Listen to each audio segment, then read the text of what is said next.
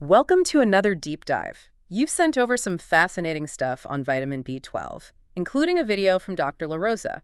Clearly, you're ready to unlock the mysteries of this crucial nutrient, and honestly, I'm right there with you. And what's great about this video is that it's not just theory.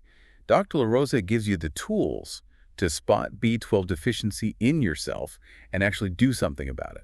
That's what I love about this deep dive. It's empowering, right? We're not just passively absorbing information. We're going to walk out of here knowing how to take action and optimize our own health. Absolutely. And let's face it, B12 is involved in so much that getting enough is critical. Think energy production, nerve function, brain health. Even your DNA and red blood cells rely on it. It's like the backstage crew for a whole Broadway production. You don't see it, but the show can't go on without it. Okay, that's a fantastic analogy. But what really caught my attention in the video was Dr. LaRosa's description of B12 deficiency symptoms. He doesn't hold back. He talks about this burning sensation in your fingers and toes, almost like your nerves are on fire. It's a powerful image, and it highlights how vital B12 is for nerve health. But, it's not always that dramatic.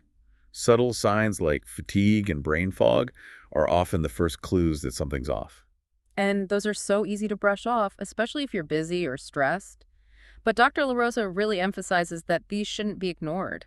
He also mentions more serious issues like memory problems and anemia. Exactly, and those can have a huge impact on your quality of life. Yeah. Anemia, for instance, can leave you feeling drained and breathless because your body can't produce enough healthy red blood cells to carry oxygen. And then he even mentions things like loss of balance and tinnitus, that ringing in your ears as potential signs. It's a pretty wide range. And that's why it's so important to pay attention to what your body's telling you. If you're experiencing several of these symptoms, especially if they're persistent, it's worth getting your B12 levels checked. So let's talk about the brain for a minute, because this is where it gets really interesting. Dr. LaRosa really stresses the connection between B12 and cognitive function, and he dives into how B12 is essential for producing myelin. I have to admit, when he started talking about myelin, my eyes glazed over a bit. Can you break down what it is and why we should care? You're not alone. Myelin is often overlooked, but it's incredibly important. It's like the insulation around electrical wires, protecting them and ensuring that signals are transmitted quickly and efficiently. In your brain, myelin coats your nerve fibers, helping messages travel smoothly.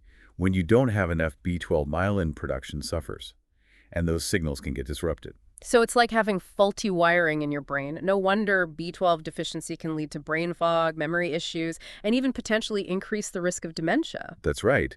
And what's particularly concerning is that these cognitive changes can happen gradually, so people might not even realize it's a B12 issue until it's more advanced. Okay, so now I'm officially freaked out. But there's good news too, right? Dr. LaRosa mentions that in many cases, addressing B12 deficiency can actually help reverse some of this cognitive decline. That's the hopeful message here. It's not always a one-way street. By replenishing your B12 levels, you can support your brain's ability to repair and regenerate, potentially improving cognitive function. Okay, that makes me feel a lot better. So where do we get this superhero nutrient? Dr. LaRosa walks us through the best food sources, and he makes it clear that it's not a one-size-fits-all situation. It depends on your diet. He's absolutely right. For meat eaters, it's pretty straightforward. Liver is the B12 king, but other meats, fish, and poultry are good sources too. Even eggs and dairy have some B12. But for those following a vegan or vegetarian diet, it gets a bit more tricky, right? Dr. LaRosa talks about nutritional yeast, but he points out that it's often fortified, meaning the B12 is added during processing. Right, so if you're vegan or vegetarian, you can't just assume all nutritional yeast is a reliable B12 source. You have to check the labels carefully. He recommends chlorella algae as a better natural source, better than nori or spirulina, which are sometimes touted as B12 sources. And he even mentions that a healthy gut microbiome can actually produce some B12. Yeah, that's a fascinating point. A diverse and healthy gut microbiome can help you get more out of the B12 you consume. But it's not something you can rely on solely. So what about supplements? Dr. LaRosa talks about the different forms of B12 supplements available. I know there's cyanocobalamin and methylcobalamin, but I always get them confused. It's easy to get lost in the supplement aisle. Cyanocobalamin is the synthetic form of B12, while methylcobalamin is the naturally occurring form and tends to be absorbed more easily. Okay, that makes sense. So which one is better? It really depends on your individual needs. Dr. LaRosa emphasizes that the right dosage is crucial, especially if you have deficiency. He really encourages people to work with their healthcare provider to determine the best type and dose for their situation. So don't just grab any B12 supplement off the shelf. Get personalized advice. But here's the thing that really surprised me. Dr. LaRosa says that even if you're eating all the right B12-rich foods, you might still not be absorbing it And properly. this is where a lot of people get tripped up. We tend to focus on what we're eating. But if our bodies aren't absorbing the nutrients, it's like pouring water into a leaky bucket. He talks about how sufficient stomach acid is key for B12 absorption. And things like celiac disease or low stomach acid, which is more common as we age, can interfere with that process. Right. And what's really fascinating is that even something as common as taking antacids can hinder B12 absorption. And then he drops this bombshell, metformin. You mean the medication for diabetes? Yep. It turns out that metformin can interfere with B12 absorption. This is a prime example of why it's so important to get your B12 levels tested. You can't just assume you're fine based on your diet. Yeah. You need to know what's happening inside your body. And this brings us to Dr. LaRosa's discussion of optimal versus just normal B12 levels. This is where he dives into genetics and methylation, which honestly made my head spin a little. Can we unpack this? Absolutely. Dr. LaRosa is basically saying that having normal B12 levels according to a blood test doesn't necessarily mean you're functioning at your best. Yeah. He introduces this concept of methylation. Okay, so what is methylation exactly, and why should I care about it? Think of methylation as a vital process happening in every cell in your body, kind of like a car engine. It keeps things running smoothly, influencing everything from DNA replication to detoxification to even your mood. And B12 is a crucial spark plug in that engine. So without enough B12, this methylation engine sputters. Exactly. And here's where genetics come in. Some people are naturally better at methylation than others based on their genes. So someone might have normal B12 levels on a blood test, but still experience symptoms of poor methylation because their body isn't using that B12 effectively. So it's not just about avoiding deficiency, it's about optimizing for your individual needs. Precisely. Mm. And Dr. LaRosa suggests that achieving optimal B12 levels, that's what he calls it, could have far-reaching benefits. Like what? Well, he links it to maximizing cognitive function, reducing the risk of dementia, and even supporting healthy aging. So it's not just about preventing problems, it's about thriving. Exactly. And that's what makes this information so empowering. It's about taking control of your health and understanding how to optimize your body's processes. This is blowing my mind. I'm starting to look at B12 in a completely different way. It's not just another vitamin on the label, it's this essential player in so many aspects of our health. But we've covered a lot of ground in this first part of our deep dive. We have. But I think we've laid a great foundation for understanding why B12 is so important and how to start thinking about our own individual needs. And there's more to come, right? In the next part of our B12 deep dive, we'll explore some of the more nuanced aspects of B12 absorption and methylation. We'll also talk about how to advocate for your health and have informed conversations with your healthcare providers. It's going to be fascinating to dive even deeper. So stay tuned. We'll be right back. Welcome back to our deep dive into the world of vitamin B12. We've already uncovered so much about this crucial nutrient, from its far-reaching roles in the body to the surprising signs of deficiency. It's amazing how much we take B12 for granted until we start digging into what it actually does. And as we promised, we're going even deeper now, exploring the nuances of absorption and methylation. I think what struck me most in the first part of our conversation was the idea that you could be eating all the right foods, but still not getting enough B12 because of absorption issues. That's a real game changer. Absolutely. It highlights the importance of looking at the whole picture, not just what's on your plate.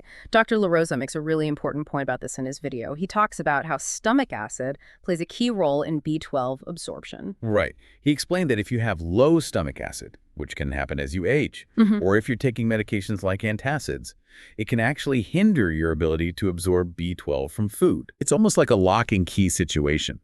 B12 needs the right environment, the right amount of stomach acid to be unlocked and absorbed effectively. That makes sense. But he also mentioned conditions like celiac disease, which can damage the lining of the small intestine, making it harder to absorb nutrients, including B12. And don't forget about metformin, the medication we talked about earlier. It's widely prescribed for diabetes, but it can also interfere with B12 absorption. This is why it's so crucial for people taking metformin to be aware of this potential side effect and to monitor their B12 levels. It's like a ripple effect, right? One medication can impact another seemingly unrelated area of your health. It really underscores the interconnectedness of our bodies and why taking a holistic approach to health is so important. You can't isolate one system or one nutrient without considering the impact on everything else. Okay, so let's say you've addressed potential absorption issues and you're getting enough B12. Then there's the whole methylation piece of the puzzle. We touched on this briefly earlier, but I think it deserves more attention because it's a bit complex. You're right. Methylation is this essential process that happens in every cell of our body, and B12 is one of the key players in this process. Can you give us a real-world analogy to help us grasp what methylation is all about? Dr. La Rosa used the car engine analogy, but I need another visual. Okay, imagine a bustling city with a complex transportation system. Think subways, buses, delivery trucks, everything moving constantly to keep the city functioning. That's kind of like methylation. It's a network of biochemical reactions that transports essential molecules throughout your body, ensuring everything runs smoothly. Okay, I'm starting to see it. So where does B12 fit into this city analogy? B12 is like a crucial traffic controller, ensuring things flow efficiently. Without enough B12, certain pathways get backed up, and the whole system starts to slow down. So what are the implications of this traffic jam in terms of our health? Well, methylation is involved in so many processes. When it's not working optimally, you can experience a whole range of issues, from fatigue and mood changes to problems with detoxification and even increased risk of certain chronic diseases. Wow, so it's not just about feeling sluggish. It can have far-reaching consequences. And I remember Dr. La Rosa mentioned that some people are naturally better methylators than others. That's right. Our genes play a role in how efficiently we methylate. So someone might have normal B12 levels on a blood test, but still experience symptoms of poor methylation because their body isn't using that B12 effectively. This is where the idea of optimal B12 levels comes in, right? Exactly. It's not just about avoiding deficiency.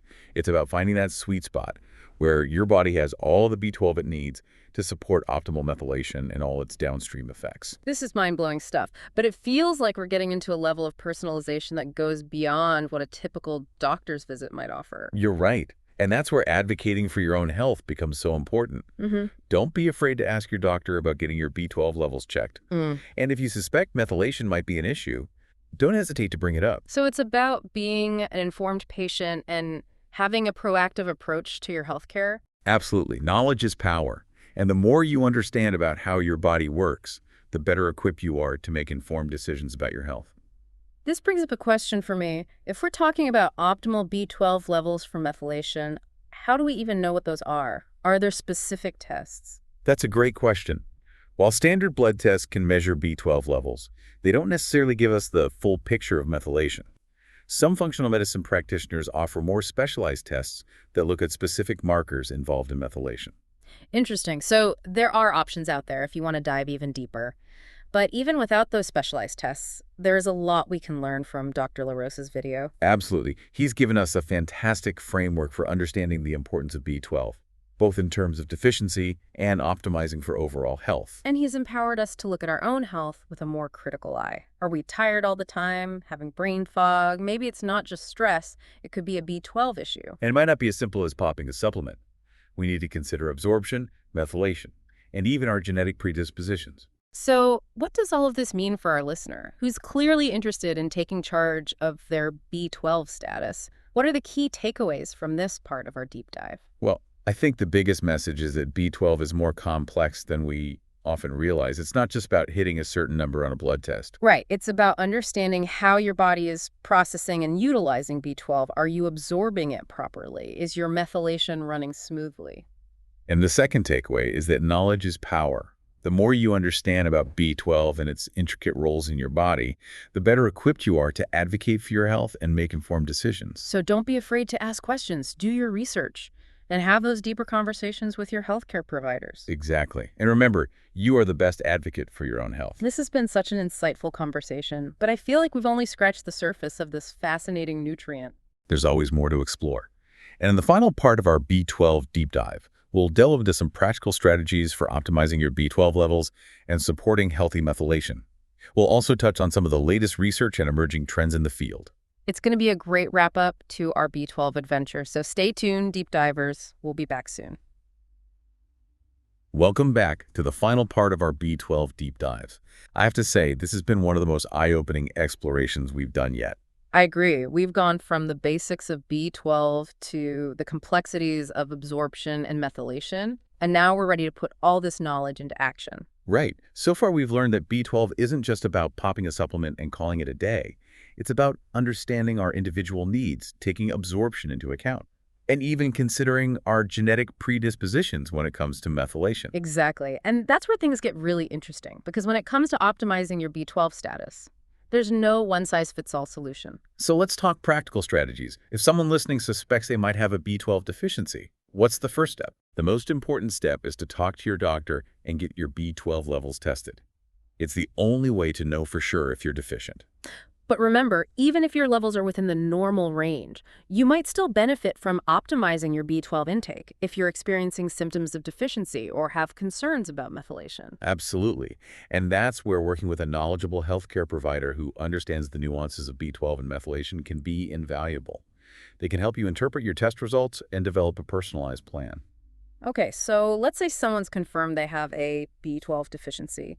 What are the options for replenishing those levels? Well, there are two main approaches, diet and supplementation. If the deficiency is mild, dietary changes might be enough. This means focusing on B12-rich foods like meat, fish, poultry, and dairy for omnivores. And for vegans and vegetarians, it's about incorporating reliable sources like fortified nutritional yeast or chlorella algae. Right. But in cases of more severe deficiency or if there are absorption issues, supplementation is usually recommended. And we talked about the different types of B12 supplements, cyanocobalamin and methylcobalamin. How do you choose the right one? Methylcobalamin is often preferred because it's the naturally occurring form and tends to be absorbed more easily. However, your healthcare provider can advise you on the best form and dosage based on your specific needs. And what about absorption? We learned that stomach acid plays a key role. So if someone have low stomach acid, will oral supplements even work? That's a good point.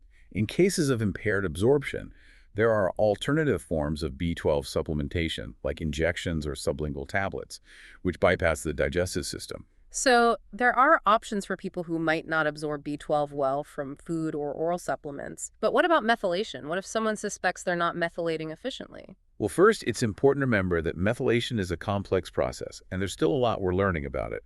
But there are certain nutrients that can help support healthy methylation. Like what? Give us the inside scoop. In addition to B12, folate and B6 are key players in methylation. So ensuring you're getting enough of these nutrients is important. So it's like a team effort. B12 needs its supporting cast. Exactly. And there are other nutrients that can play a supporting role too, like zinc, magnesium, and even choline. Wow, so it's not just about focusing on B12 in isolation. It's about taking a holistic approach to nutrition and ensuring you're getting a wide range of these essential nutrients. Right. And don't forget about lifestyle factors. Things like stress management, quality sleep, and regular exercise can also impact methylation. It's amazing how all these pieces fit together. It's not just about one nutrient. It's about creating an environment where your body can thrive. And that's what Dr. Rosa's video has really highlighted for me. It's not just about treating deficiencies. It's about optimizing our health and well-being. It's about moving beyond just surviving to truly thriving. Exactly. And B12 plays a crucial role in that journey. Well, I think we've done it. We've gone from B12 beginners to feeling like informed B12 advocates. We've covered so much ground. The science, the symptoms, the strategies, and even the importance of advocating for our health. So what's the final message for our listeners who are now brimming with B12 knowledge? What should they do with all this information? I think the biggest takeaway is to be proactive. Pay attention to your body. If you're experiencing symptoms of B12 deficiency, don't dismiss them. Talk to your doctor, get tested, and explore your options. Right, and don't be afraid to ask questions. Do your research. And seek out healthcare providers who are knowledgeable about B12 and methylation. Knowledge is power. The more you understand about this essential nutrient, the better equipped you are to make informed decisions about your health. And remember, B12 is more than just a vitamin. It's a key player in your overall health and well-being. So nourish your body, optimize your B12 status, and thrive. It's been an incredible deep dive. Thanks for joining us. Until next time, stay curious and keep exploring.